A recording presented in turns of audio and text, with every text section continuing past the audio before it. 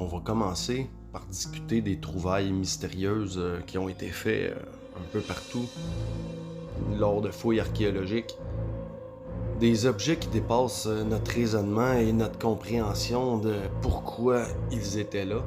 On va aller examiner les trouvailles les plus surprenantes et les plus populaires qui reviennent beaucoup sur Internet et on va tenter de les élucider en cherchant à comprendre, en examinant et en comparant.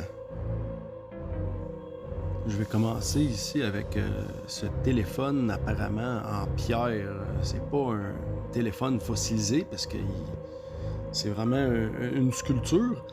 Il aurait été découvert en Autriche, ça disait sur un site douteux, en cunéiforme sumérien, avec les mêmes boutons d'un Nokia. Le fait que c'est du cunéiforme sumérien découvert en Autriche, ça tout seul, c'est une découverte exceptionnelle qui n'a pas fait tant de bruit que ça, fait qu'on pouvait se poser des questions. Puis comme je dis, le petit écran, les boutons placés pareil à un vrai Nokia, ça sentait le fake news. Et comme de fait, bon, c'était un fake news. J'ai commencé avec cette nouvelle-là pour montrer que oui, il y a des choses incroyables, mais il faut faire attention aussi que c'est pas toujours vrai. Il y a aussi des fortes probabilités que la réalité surpasse tout sens logique du raisonnement commun si nous croyons la vérité être ce qu'elle est. Comme une petite montre suisse, vieille de 100 ans, qui aurait été trouvée dans un tombeau scellé de 400 ans. Ça laisse perplexe les chercheurs. Donc, est-ce qu'on parle de voyageurs temporels? Mais si on pense que c'est un hoax, un fake, puis que c'est le seul qu'il y a eu de téléphone, regardez, il y a eu des films en 1938, puis un film avec Charlie Chaplin, on dirait étrangement qu'il y a quelqu'un qui parle au téléphone. Alors, c'est-tu un voyage dans le temps, un bug, de la matrice, ou... Il y a il y a aussi des statues qui représentent, on dirait... des téléphones, comme une statue hindoue qu'on jurerait qu'il parle au téléphone. Il y a un autre, c'est une statue grecque. Il y en a beaucoup qui disent, bon, regardez, on dirait un laptop. Il y a même des entrées de port USB. Puis ça, c'est des authentiques. Tandis que le téléphone, du début, il n'a pas été authentifié.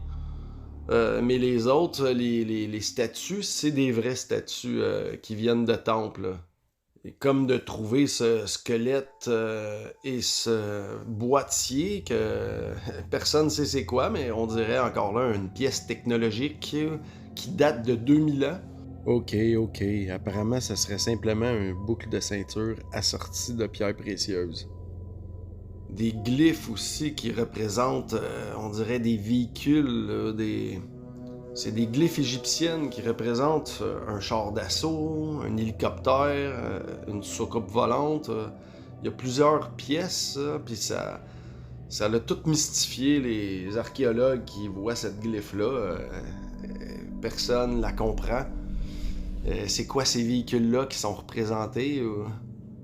Quand on voit dans les légendes, Thor, il y avait un chariot d'éclairs, ça disait son chariot of thunder qui volait dans le ciel. Il y avait aussi des hindous qui parlaient de chariot volant avec leur dieu y arrivant en chariot volant.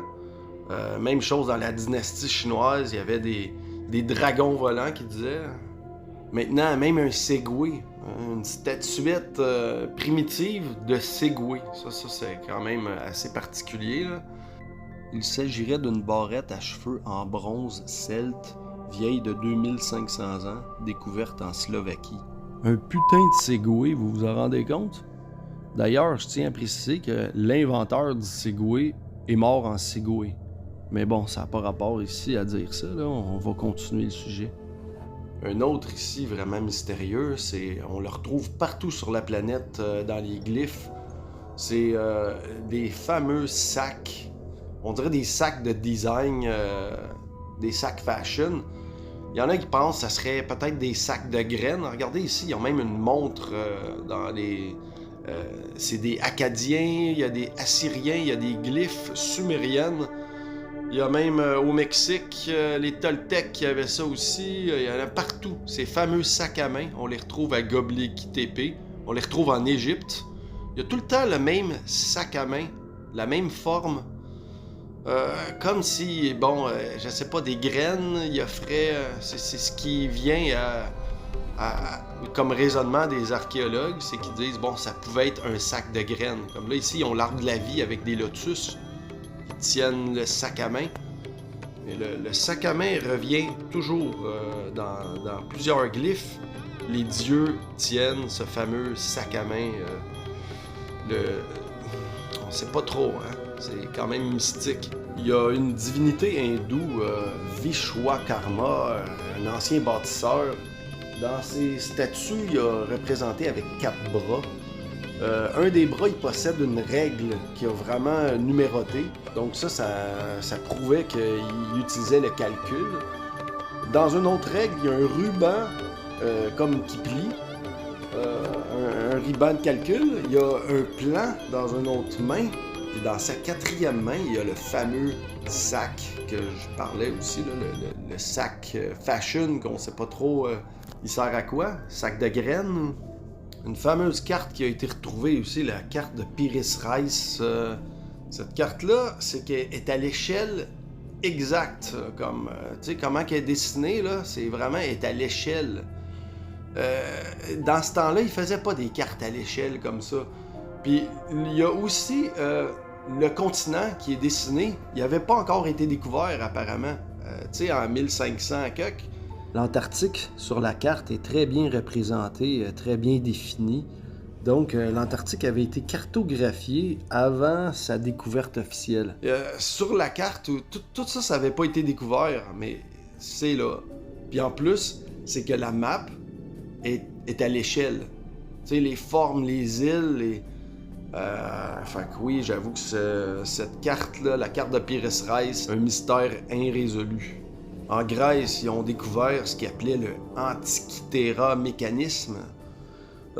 C'est fossilisé, là, c'est pris dans la roche.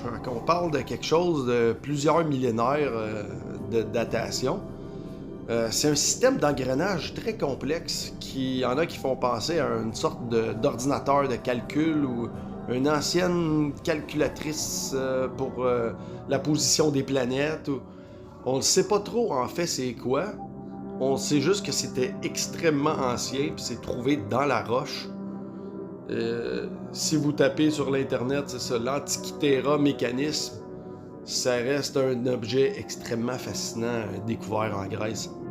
J'avais parlé précédemment des batteries Bagdad ou batteries perses. Ils en ont trouvé dans des sites archéologiques, des salles remplies de ces batteries-là. C'est un système de poterie avec comme une rode à l'intérieur de métal qui aurait eu du goudron mélangé à un produit acide comme du jus de citron ou du vinaigre. Puis c'était assez pour alimenter, produire de l'électricité. Le même principe qu'une batterie moderne. Là. Ça peut éclairer des ampoules, ça peut... c'est un système fonctionnel. Fait que, je veux dire, la batterie était là. C'est juste que nos historiens, ils ont comme... ça n'a jamais vraiment sorti dans nos livres à l'école, tout ça. Ils nous parlaient pas de ça. Mais les représentations graphiques de la glyphe égyptienne, ainsi que les batteries, ont été refaites à l'échelle, puis c'est fonctionnel. Une autre affaire qui a été refaite à l'échelle et qui est fonctionnelle, les Quimbaya artefacts seraient vieux de 1000 ans et prouveraient que la civilisation précolombienne connaissait l'aérodynamisme. Une équipe de chercheurs en ont refait radio-guidée et y volaient effectivement. Le prochain, c'est apparemment des pièces de monnaie anciennes qui ont été trouvées. Là, j'ai pas trouvé aucune source crédible, rien d'officiel.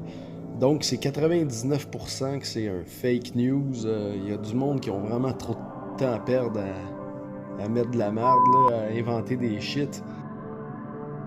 Dans le but de bien mélanger ceux qui cherchent la vérité, malgré l'existence des momies qui ont été trouvées, toutes les histoires d'aliens depuis Roswell ont été ridiculisées. Mais je pense pas que ces fausses pièces de monnaie-là viennent prouver quoi que ce soit.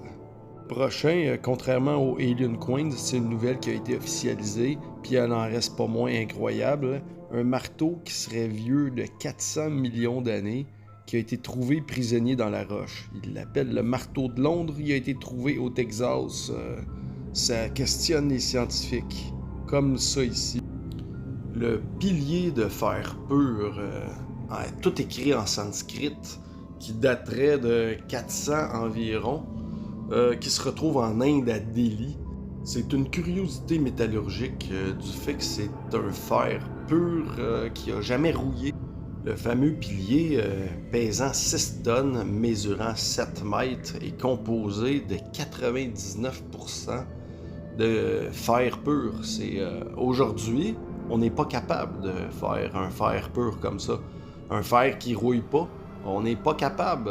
Donc comment à l'époque on peut faire un fer à 99%? Il y a une trace dedans aussi qu'on voit, ce serait une trace laissée par un boulet de canon qui a été tiré dedans quand lors d'une conquête, il y en a qui ont voulu le détruire, mais finalement ils ont abandonné le projet considérant indestructible. Il a été après réinstauré par l'Empire Rajput. Le premier sismographe aurait été aussi conçu v'là 2000 ans en Chine. L'objet en question en forme d'urne avec 8 dragons et 8 crapauds représentant les points cardinaux. S'il y avait un tremblement de terre, l'onde de choc que ça produisait faisait osciller un mécanisme qui libérait une boule dans un des crapauds qui proposait la direction. Et apparemment aussi que c'était extrêmement précis comme appareil. Zhang Han de la dynastie Han aurait présenté cet appareil à l'empereur. Il y a plusieurs grands dossiers mystères non résolus, dont plus on cherche les compréhensions, plus cela laisse de questionnements sans réponse. Combien d'autres secrets attendent d'être découverts ou ne seront jamais découverts, car inondés profondément sous l'océan ou fondus par d'anciens forgerons? Déjà, des équipes de chercheurs plongeurs ont inhumé des cités complètes sous l'océan, prouvant du même coup la théorie des secrets et reliques engloutis sous l'eau. Quelle était l'histoire de ces civilisations avancées éteintes et leurs fondateurs? Prochain dossier vraiment fascinant. Ça remonte à 2003, ok? Avril 2003. Ils trouvent le tombeau, ils pensent, de Gilgamesh, ou il y en a qui vont dire Nimrod. Mais reste qu'ils trouvent un géant, apparemment, qui s'était extrêmement bien conservé. Puis il y a des emails de Hillary Clinton qui dit qu'il veut récupérer le Néphilim, comme elle dit. Ensuite, avec la guerre, tout ça, silence radio, on n'a plus jamais entendu parler, même effacé, censuré d'Internet. Mais attendez, c'est là que c'est bizarre, c'est que 10 jours après, les militaires, tout était prêt. Ah ouais, c'était déjà en Irak. Les soldats étaient là, à Baalbek, prêts à tout prendre dans le fond. Là. C'est pas la première fois dans l'histoire que les États-Unis s'impliquaient dans les affaires du Moyen-Orient. En 1953, conjointement avec la Grande-Bretagne, ils avaient organisé des opérations faux drapeau qui avaient conduit au coup d'État iranien. Aussi, il ne faut pas oublier, dans le golfe de Tonkin, ils ont coulé un de leurs propres bateaux, les Américains, pour faire passer ça ces Vietnamiens. Ce qui a conduit à la guerre du Vietnam. Ça avait été prouvé que c'était faux. Il n'y avait rien eu de ça sur les missiles. C'était une opération des Américains. Aussitôt que la momie a été découverte en Irak, ça a été le déploiement éclair stratégique en Irak. Ils ont accusé Saddam d'avoir des armes chimiques nucléaires. C'était démenti. Pas grave, ils l'ont pendu quand même. Ils l'ont accusé de crime de guerre. En pillant tout, bien entendu, tout a été pris. Ils redonnent des petits lots, des choses, mais la momie, ils l'ont gardée. Dans l'épopée de Gilgamesh, il est décrit comme un tyran qui terrorisait les gens. Les dieux, pour le punir, envoient Enkidu, un demi-géant avec comme des cornes et du poil partout. Dans un combat entre les deux, un combat titanesque, finalement, les deux deviennent amis. Ils deviennent inséparables, deux acolytes. Ishtar tombe amoureuse de Gilgamesh qui refuse ses avances. En colère, elle demande au dieu Anu d'envoyer le taureau céleste pour détruire la cité d'Uruk. On va faire une petite parenthèse intéressante sur Ishtar, Easter en anglais, la fête de Pâques. a été créé Constantin Ier quand il a décidé de christianiser l'Empire. Il s'est inspiré de Ishtar, qui est la déesse de la fertilité. Je veux pas choquer personne, tout ça c'est des théories non fondées, apparemment qui viendraient d'un mime même, mais il y a quand même des coïncidences. Il y a aussi Éostre, une ancienne divinité germain. La déesse de la fécondité était aussi représentée avec des œufs et des lapins, mais beaucoup vont dire que c'est une transcription de Ishtar, la déesse de Mésopotamie. À l'époque, c'était courant, une fois que tu avais conquis un peuple, d'intégrer ses croyances au travers. Comme ça, c'était plus facile d'éviter des soulèvements par la suite.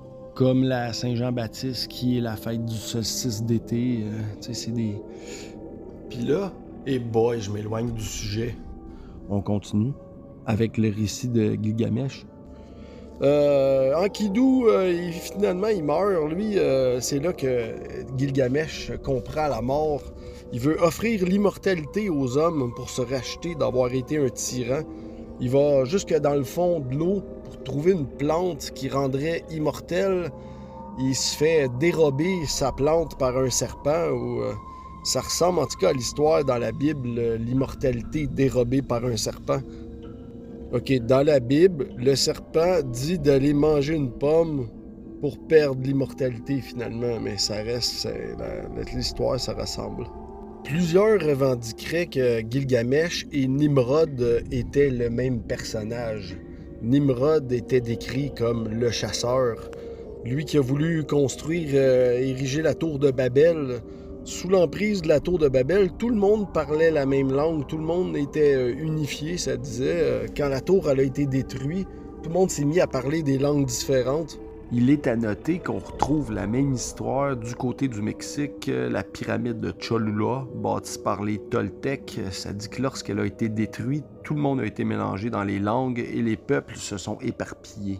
Dans la franc-maçonnerie, Nimrod serait un personnage important, le fondateur de la franc-maçonnerie apparemment, fondateur des sectes secrètes. Il installait littéralement un nouvel ordre mondial. Tout le monde parlait la même langue, sous la même gouvernance.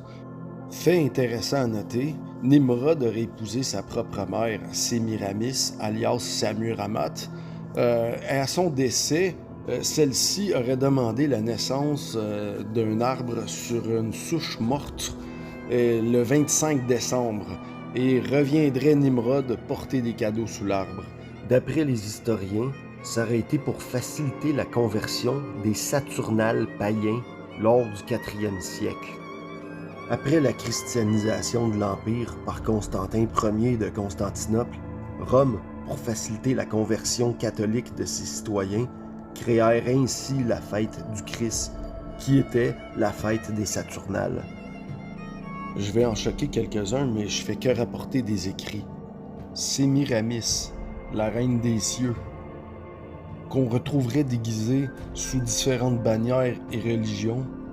Certains pensent que la Vierge Marie serait une transcription de Sémiramis lors de la christianisation de l'Empire par Constantin Ier. Quant à d'autres qui pensent qu'il s'agit de la Babylone Or dans la Bible. La religion, c'est pas toujours un point facile à discuter, surtout d'un point de vue histoire et science. Alors jugez-moi pas, je fais que rapporter des écrits, j'invente rien. Ce qui rend ça mystérieux, c'est que les archéologues, quand ils ont fait la trouvaille, ils étaient tous excités, c'était sur le net. Après ça, la guerre a pogné. Silence radio, on n'a jamais entendu parler. Tout a été banni, censuré, puis retiré du net. Dans l'histoire, Nimrod, il aurait vécu 1500 ans. D'ailleurs, on voit comment il est bien conservé. Ça a l'air d'un fake, tu sais. Il y a beaucoup de gens qui disent ça, mais d'après certains, non, la vidéo est authentique. Puis il est exactement décrit avec ce qu'il porte, puis tout, comme dans l'épopée de Gilgamesh. L'endroit qu'ils l'ont trouvé, dans l'Euphrate. Mais ouais, dans l'histoire, Nimrod, il a reçu une locuste, une bébite qui était vraiment petite. Elle est rentrée dans son nez, puis elle y a mangé le cerveau pendant 500 ans.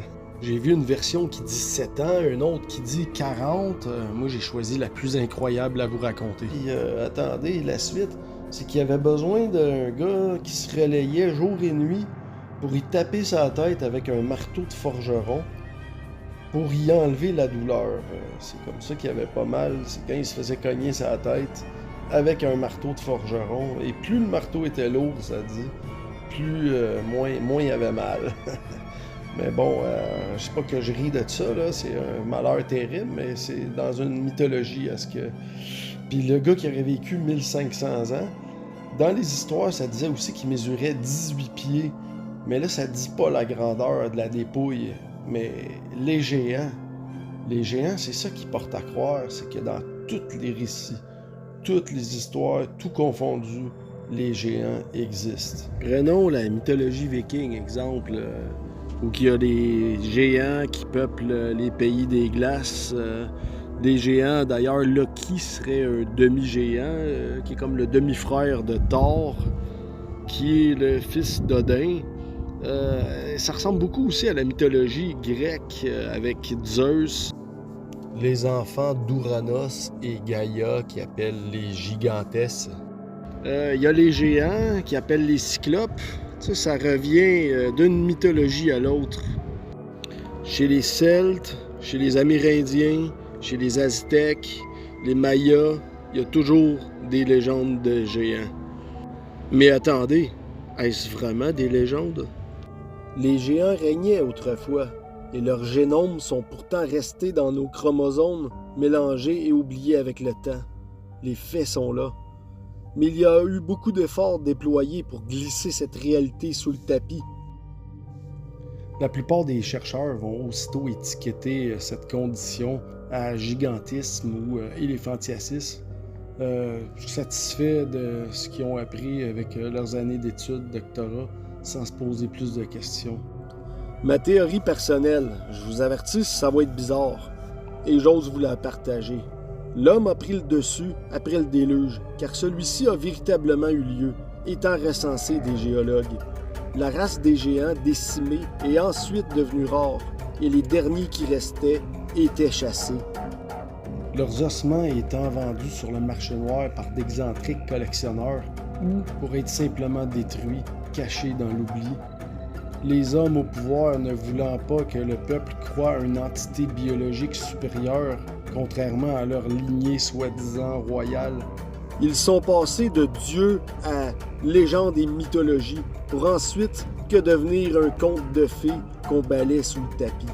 Ils sont mentionnés dans les anciens écrits comme les derniers d'une race, qu'ils ont été éliminés peu à peu au fil du temps. Un bon exemple que tout le monde connaît, Goliath, le dernier des Réphaïm. Il mit au défi un homme capable de le battre en duel pour déterminer l'issue entre les deux nations. David, jeune berger, releva le défi lancé par Goliath. Après avoir déclaré qu'il venait contre lui avec l'appui de Dieu, David lui jeta une pierre avec sa fronde. Celle-ci s'enfonça dans le crâne de Goliath qui tomba à terre. David lui prit son épée et acheva le géant en lui coupant la tête. Ensuite, il devint le roi David, troisième roi d'Israël, un des fondateurs principaux israélites. Son successeur, Salomon, on va s'intéresser un petit coup à lui. Dans plusieurs histoires, les tapis volants, ces gadgets pour voler. D'ailleurs, au Tibet, on retrouve un écrit qui parle de Salomon et de son engin volant.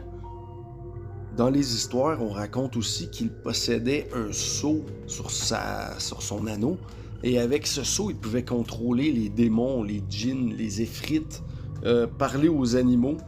On retrouve ces histoires-là dans le Coran aussi, où on lui accorde aussi ces mêmes pouvoirs-là. Le sceau de Salomon qui est pas mal resté sur le drapeau israélien. Plusieurs racontent un exil des Sumériens, et c'est là qu'on retrouverait parmi les Grecs, les Vikings, chez les Égyptiens, les mêmes histoires des Troies qui reviennent, comme Sémiramis, Nimrod et leur fils Tammuz. C'est comme si les noms auraient été changés, mais leur histoire reviendrait. Plusieurs historiens affirment que le nom Israël viendrait des 3 noms qui signifient Dieu, Isis, Ra et El. Un géant peu connu dans une histoire que tout le monde connaît, Og. Dans plusieurs livres de la Torah et l'Ancien Testament, Og est un roi amarite de Bashan. Le considéré comme le roi rescapé, la destruction des Réphaïm. Ce qui est, quand Moïse est arrivé avec son armée pour détruire dans la bataille d'Édrei, sans doute maintenant la Syrie, c'est là que Moïse a été choisi pour traverser. Og aurait été écrasé par Moïse dans la bataille d'Édrei, sans doute maintenant la Syrie. Le dernier des Réphaïm dans les pays des Canaan. Mais Og est mentionné dans le livre des Nombres et dans les Deutéronomes. Mais un fait intéressant, c'est que Noé avait bâti un compartiment spécial dans son arche pour le géant Og. C'est écrit dans la Torah, mais ici, les prêtres catholiques omettaient de lire ces passages-là. Tous les géants ne sont pas des Néphalim ou des Réphaïm, descendants de Caïn ou Seth, 3e génération. La société smithsonienne aurait avoué avoir détruit des milliers d'ossements dans les années 1900. Mais c'est une information que j'ai pas réussi à prouver à 100%. J'ai vu l'information circuler, mais apparemment ça venait pas de source officielle, donc on peut remettre en question. Mais avec tous les autres collages et théories, c'est là aussi qu'on peut remettre en question.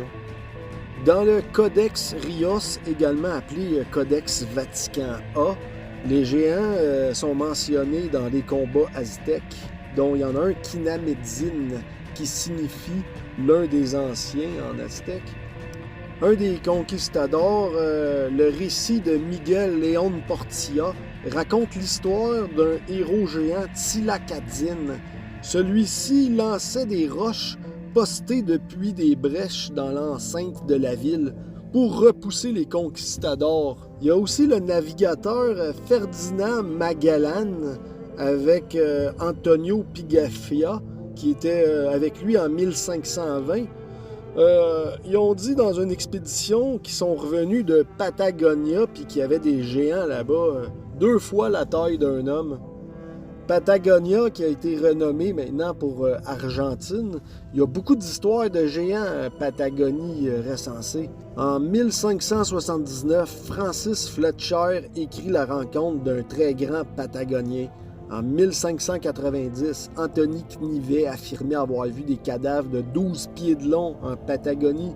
En parlant des géants de 12 pieds, il y a la fameuse momie de Cap d'Oie trouvée en Patagonie, soit 3,66 mètres.